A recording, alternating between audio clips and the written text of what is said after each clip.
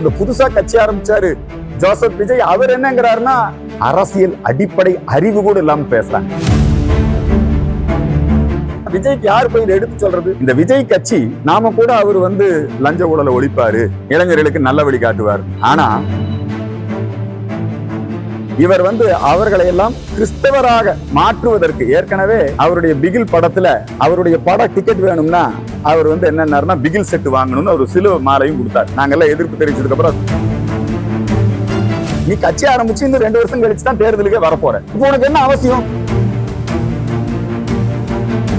இந்த புதுசா கட்சி ஆரம்பிச்சாரு ஜோசப் விஜய். அவர் என்னங்கிறாருன்னா இந்த குடியுரிமை சட்டம் மத பிரச்சனையை உருவாக்கும், இத மத்திய அரசாங்கத்தினுடைய இந்த சட்டத்தை தமிழ்நாட்டில் அமல்படுத்த விடக்கூடாது.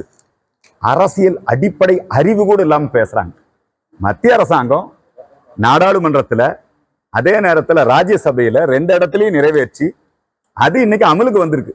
அதை எப்படி ஒரு மாநில அரசு அதை எப்படி தடுத்து நிறுத்த முடியும்? ஒரு அரசியல் அடிப்படை அறிவு இல்லாம பேசுறாங்க. இது யாராவது சொல்ல முடியுமா? விஜய்க்கு யார் போய் இதை எடுத்து சொல்றது? இந்த விஜய் கட்சி நாம கூட அவர் லஞ்ச ஊழலை ஒழிப்பாரு, ஒரு நேர்மையான தூய்மையான அரசியலை முன்னெடுப்பாருன்னு அவர் கட்சி ஆரம்பிச்சோன்னு வாழ்த்து தெரிவிச்சோம், இளைஞர்களுக்கு நல்ல வழி காட்டுவாருன்னு.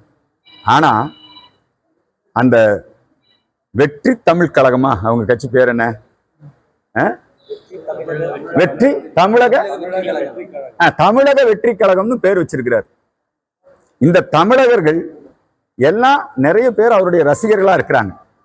இந்த தமிழர்களை எல்லாம் அவர் இப்ப நிறைய உறுப்பினராக ஆக்கிட்டு இருக்காங்க இளைஞர்களை. அவங்களுக்கெல்லாம் நல்ல புத்தி சொல்லி கொடுக்காம இவர் அவர்களை எல்லாம் கிறிஸ்தவராக மாற்றுவதற்கு ஏற்கனவே அவருடைய பிகில் படத்துல அவருடைய பட டிக்கெட் வேணும்னா அவர் என்னன்னா பிகில் செட் வாங்கணும்னு ஒரு சிலுவை மாலையும் கொடுத்தார்.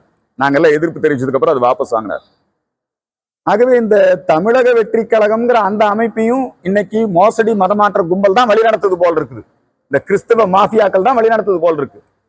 இந்த தமிழக வெற்றி கழகத்துல எல்லாம் உறுப்பினராக இணைகிறாங்கல்ல இந்துக்கள், தமிழர்கள், அவங்க எல்லாம் யோசிக்கணும்.